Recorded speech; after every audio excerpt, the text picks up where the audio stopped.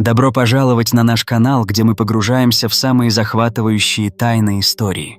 Сегодня мы отправимся в путешествие в глубину египетской пустыни, в забытый город Танис, место, которое некогда сияло величием, а теперь хранит следы необъяснимого разрушения. Этот город, известный в Библии как Зоан, окутан загадками. Обожженные статуи, расплавленный гранит, рухнувшие колонны. Что уничтожило этот центр древней цивилизации? Была ли это природная катастрофа, человеческая рука или нечто, выходящее за рамки нашего понимания? Приготовьтесь к глубокому исследованию, где мы разберем факты, теории и самые невероятные гипотезы. Погнали! Танис. Город солнца и его величие. Представьте себе, всего в 185 километров к северо-востоку от знаменитых пирамид Гизы раскинулся Танис, или, как его называли древние египтяне, Джанет, город, посвященный Амон-Ра, богу солнца и созидания. Это не просто поселение, а мощный религиозный и политический центр, который во времена 21-й династии 1069-945 годы до нашей эры затмил даже Фивы, став столицей Египта. Здесь возвышались храмовые комплексы, королевские дворцы, оживленные жилые кварталы, а улицы украшали колоссальные статуи и монолитные колонны из гранита, каждая из которых весила десятки тонн. Чтобы понять масштаб этого города, давайте обратимся к цифрам. Огромные гранитные колонны, добытые в Асуане, что в 1000 километров к югу, транспортировались по Нилу и устанавливались с ювелирной точностью. Одна такая колонна могла весить до 30 тонн. Это как поднять и перевести несколько современных грузовиков. А теперь представьте статую высотой 100 футов, высеченную из цельного куска гранита весом около 1500 тонн. Это открытие сделал знаменитый археолог Флиндерс Петри в конце XIX века, обнаружив лишь фрагмент ступни, который позволил ему оценить размеры оригинала. Для сравнения, это вдвое выше колоссов Мемнона и сравнимо по сложности с возведением статуи свободы. Как древние египтяне, вооруженные лишь медными долотами и деревянными роликами, справились с такой задачей?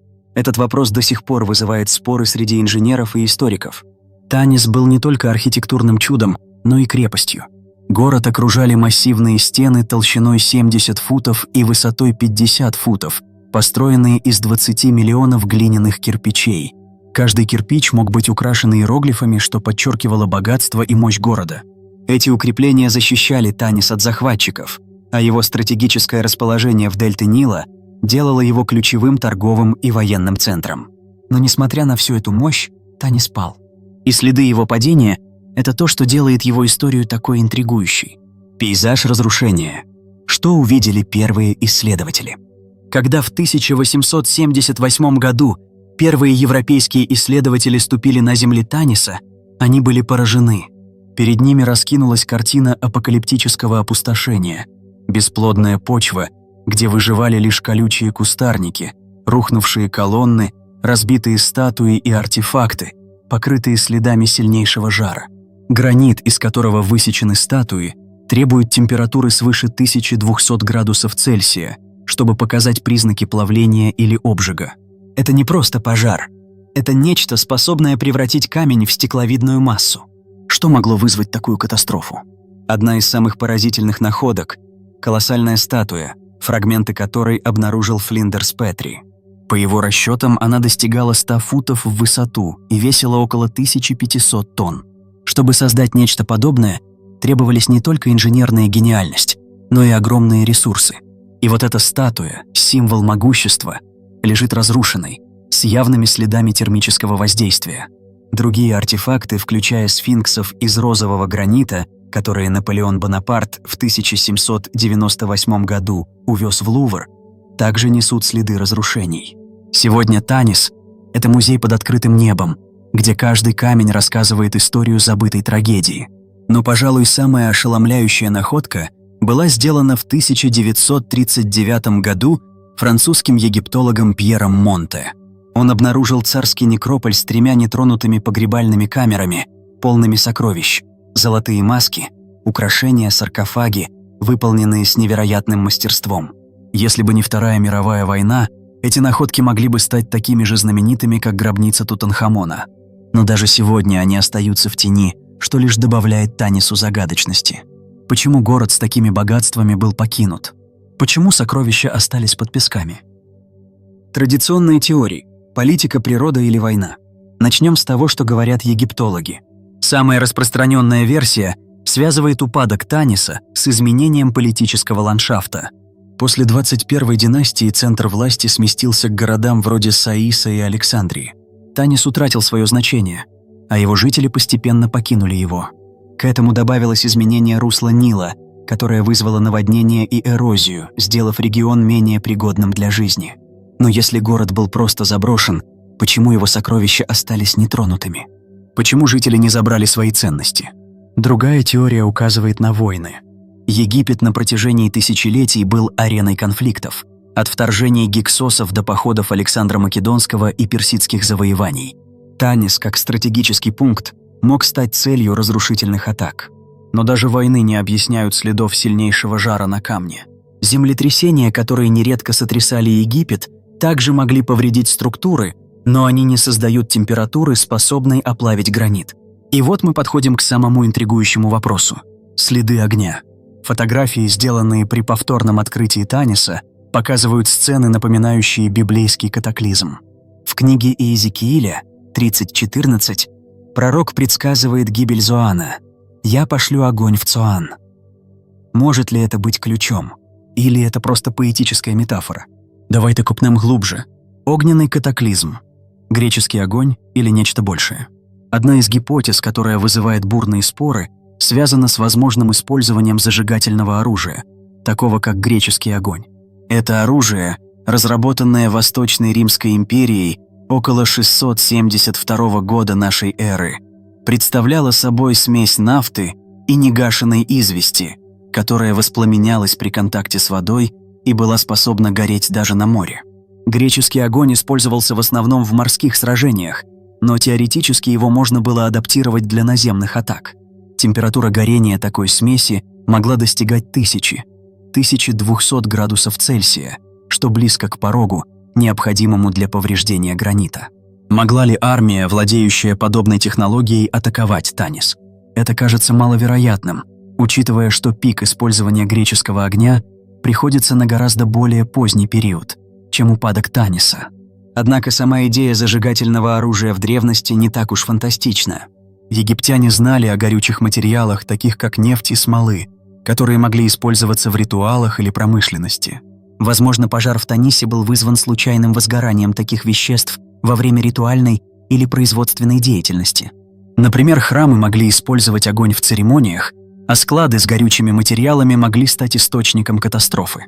Но есть и другая, более приземленная версия. Таннис был крупным центром, где могли существовать мастерские для обработки металла или керамики, требующие высоких температур. Длительное воздействие таких процессов могло оставить следы на камне. А если пожар, вызванный, скажем, землетрясением или человеческим фактором, вышел из-под контроля, он мог усилиться из-за наличия легковоспламеняющихся материалов, таких как деревянные конструкции или масла. Это объяснение звучит логично, но оно не так захватывающе, как идея божественного гнева или древнего супероружия. Спекулятивные теории. Инопланетяне, солнечные вспышки и суперцивилизации. Теперь давайте перейдем к самым смелым гипотезам, которые часто звучат в кругах любителей альтернативной истории. Одна из них предполагает, что Танис был разрушен нечеловеческой силой, возможно, инопланетянами или исчезнувшей высокотехнологичной цивилизацией. Эта идея, популяризированная книгами вроде «Колесницы богов» Эриха фон Даникена, опубликованной в 1968 году, утверждает, что мегалитические сооружения, такие как пирамиды или статуи Таниса, не могли быть созданы примитивными инструментами. Следы оплавленного камня сторонники этой теории интерпретируют как результат использования лазеров или плазменного оружия. Другая версия связывает разрушение с катастрофической солнечной вспышкой, которая якобы опалила Землю, избирательно повредив Танис. Современные солнечные вспышки могут нарушить работу электроники, но нет никаких доказательств, что в истории Земли происходили события, способные расплавить камень. Более того, такая вспышка затронула бы не только Танис, но и другие регионы, а следов этого мы не видим. Есть и теория, что пирамиды и статуи Таниса были частью древней энергетической системы, как предполагает Кристофер Дан в своей книге об электростанции Гизы, опубликованной в 1998 году. Согласно этой идее, Танис мог быть разрушен из-за сбоя в такой системе, вызвавшего взрыв или пожар. Эти гипотезы, хотя и захватывающие, не находят подтверждения в археологических данных. Они часто игнорируют контекст и опираются на выборочные интерпретации фактов. Пирамида Сенусерта II – еще одна загадка региона. Чтобы глубже понять Танис, давайте сделаем небольшой экскурс к пирамиде Сенусерта II в Эль-Лахуне, построенной в период Среднего Царства, около 1897-1878 годы до нашей эры. Эта пирамида, хотя и менее известна, чем комплекс Гизы, отражает эволюцию египетской архитектуры. В отличие от пирамид Древнего Царства, построенных из массивных известняковых блоков, пирамида Сенусерта II имеет ядро из глиняных кирпичей, облицованное тонким слоем известняка. Это было не признаком упадка, а прагматичным решением, учитывавшим доступные ресурсы. Интересно, что пирамида Сенусерта II также имеет повреждения, которые некоторые интерпретируют как следы высокотемпературного воздействия. Но археологи объясняют это иначе. Во времена Рамсеса Великого 19-я династия известняковая облицовка была снята для использования в других проектах. Оставшееся глиняное ядро подверглось тысячелетней эрозии, что придало пирамиде расплавленный вид. Этот пример показывает, как природные процессы и человеческая деятельность могут создавать иллюзию катастрофы. Что говорит наука? Вернемся к Танису. Самое вероятное объяснение его упадка – сочетание факторов. Политические изменения, смена русла Нила и, возможно, локальные пожары или землетрясения постепенно сделали город непригодным для жизни. Следы огня на статуях могли быть результатом промышленной деятельности, ритуалов или случайных возгораний, усиленных горючими материалами. Археологические данные не подтверждают фантастических сценариев, таких как инопланетное вмешательство или метеоритные удары, но они оставляют место для воображения. Важно помнить, что Танис – это не просто руины. Это свидетельство человеческой изобретательности, веры и уязвимости. Город, который сиял как солнце, был поглощен песками, но его история продолжает говорить с нами.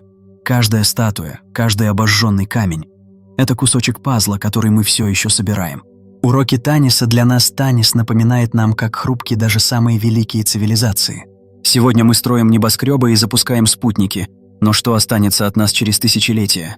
Будут ли наши города, как Танис, погребены под песками времени, а наши технологии станут загадками для будущих археологов? История Таниса – это не только о прошлом, но и о том, как мы понимаем свое место в вечности. Заключение: Танис остается одной из величайших загадок Древнего Египта. Его обожженные статуи и рухнувшие колонны хранят тайны, которые мы, возможно, никогда не разгадаем полностью. Была ли это природная катастрофа, человеческая ошибка или нечто большее? Мы можем лишь строить гипотезы, опираясь на факты и воображение.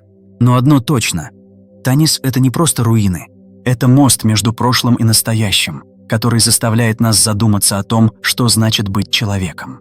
Если вам понравилось это путешествие в глубину истории, ставьте лайк, подписывайтесь на канал и делитесь видео с друзьями. Напишите в комментариях, что вы думаете о судьбе Таниса. Была ли это божественная кара, древнее оружие или просто время? И не забудьте включить колокольчик, чтобы не пропустить новые загадки истории. До встречи в следующем видео.